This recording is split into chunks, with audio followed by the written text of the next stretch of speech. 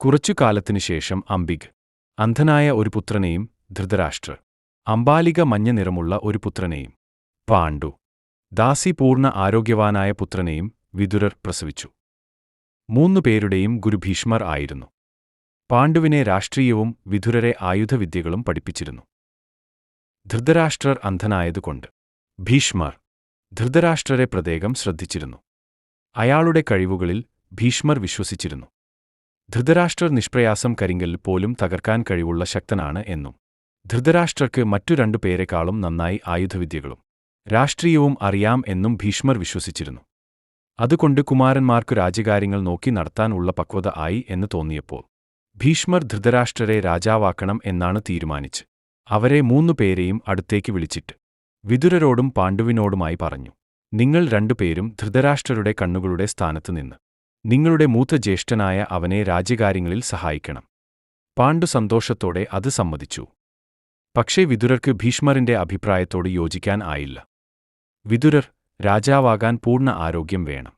അതുകൊണ്ട് അന്ധനായ ധൃതരാഷ്ട്രരെ രാജാവാക്കുന്നത് രാജ്യത്തിനു നല്ലതാവില്ല. അതിനു കൂടുതൽ അർഹൻ പാണ്ഡുവാണെന്നാണ് എന്റെ അഭിപ്രായം.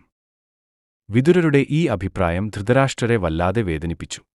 ഇനി ഭീഷ്മർ എന്ത് തീരുമാനിക്കും എന്നതിനെ ആശ്രയിച്ചിരിക്കും തന്റെ ജീവിതം എന്ന് മനസ്സിലാക്കി ധൃതരാഷ്ട്രർ ഭീഷ്മരുടെ മറുപടി കാത്തുനിന്നു. വിദുരർ പറഞ്ഞത് വളരെ പ്രാധാന്യം അർഹിക്കുന്ന ഒരു വസ്തുതയാണ് എന്ന് തിരിച്ചറിഞ്ഞ ഭീഷ്മർ അന്തിമ തീരുമാനം എടുക്കാനുള്ള അവകാശം സത്യവതിയെ ഏൽപ്പിച്ചിട്ട് പറഞ്ഞു, ആർ രാജാവ് ആയാലും എനിക്ക് ഒരുപോലെയാണ്. അയാളെ ഞാൻ തുണയ്ക്കും. ആരെ വേണമെങ്കിലും അമ്മയ്ക്ക് തിരഞ്ഞെടുക്കാം. മഹാഭാരതം കഥാരൂപത്തിൽ ഭാഗം 7. സത്യവതി പാണ്ഡുവിനെ രാജാവാക്കാൻ ഭീഷ്മരിനോട് പറഞ്ഞു. ഭീഷ്മർ പാണ്ഡുവിനെ രാജാവും ആക്കി, വിദുരരെ മന്ത്രിയും ആക്കി. അങ്ങനെ പാണ്ഡു ഹസ്തനപുരിയുടെ രാജാവായി. അതോടുകൂടി തനിക്ക് അർഹതപ്പെട്ട സ്ഥാനമാണ് പാണ്ഡുവിന് നൽകിയത് എന്ന ചിന്ത ധൃതരാഷ്ട്രരെ വേട്ടയാടാൻ തുടങ്ങി. താൻ അന്ധനായതുകൊണ്ടാണ് തനിക്ക് രാജാവാകാനുള്ള അവസരം നഷ്ടപ്പെട്ടത് എന്ന് ഓർത്തപ്പോൾ ധൃതരാഷ്ട്രർക്ക് സങ്കടം അടക്കാനായില്ല. തനിക്ക് അവകാശപ്പെട്ട സ്ഥാനമാണ് മറ്റുള്ളവർ എല്ലാം ചേർന്ന് തട്ടിയെടുത്തു പാണ്ഡുവിന് നൽകിയത് എന്ന ചിന്ത അവന്റെ മനസ്സിൽ പകയുടെ കനൽ വീഴ്ത്തി.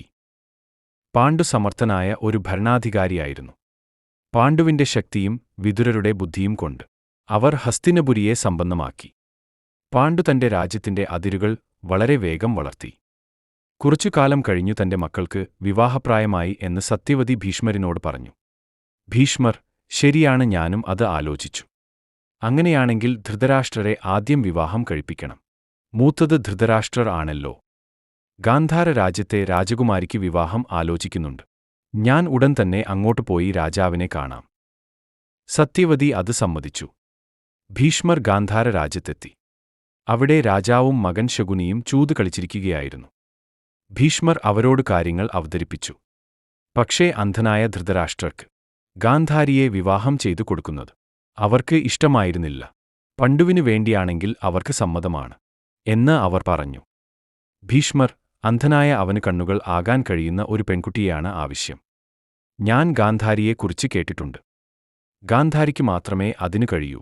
അതുകൊണ്ടാണ് ഗാന്ധാരിയെ ധൃതരാഷ്ട്രർക്ക് ആലോചിച്ചത്. ധൃതരാഷ്ട്രർക്ക് വധുവായി ഭീഷ്മർ ഗാന്ധാര രാജ്യത്തു എത്തി. ഗാന്ധാരി രാജകുമാരിയെ ആവശ്യപ്പെടുകയും യാതൊരു വൈമനസ്യവും കൂടാതെ ഗാന്ധാരി അതിന് സമ്മതം മൂളുകയും ചെയ്തു. തന്റെ മകളുടെ തീരുമാനത്തിൽ അഭിമാനം തോന്നിയ രാജാവ് അവളെ അനുഗ്രഹിച്ചു.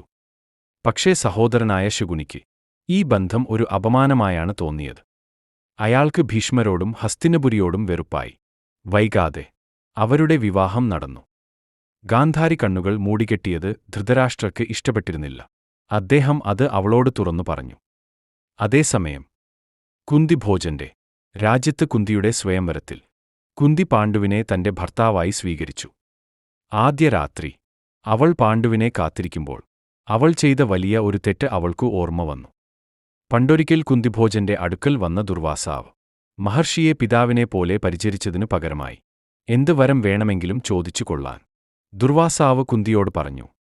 കുന്തി, അങ്ങേക്ക് ഭാവി അറിയാൻ കഴിയുമല്ലോ. ഭാവിയിൽ പ്രയോജനപ്പെടുന്ന എന്തെങ്കിലും വരം തന്നാൽ. ദുർവാസാവ് അവളെ വശീകരണ മന്ത്രം എന്ന വരം നൽകി അനുഗ്രഹിച്ചു. കുന്തി ദേവലോകത്തു നിന്നും ആരെ വിളിച്ചാലും അയാൾ കുന്തിയുടെ അടുത്തു വരും എന്നതായിരുന്നു ആ വരത്തിന്റെ പ്രത്യേകത.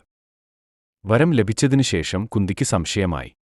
വെറും ഒരു മനുഷ്യസ്ത്രീയായ താൻ വിളിച്ചാൽ ദേവലോകത്തു നിന്നും ആരു വരാനാണ്?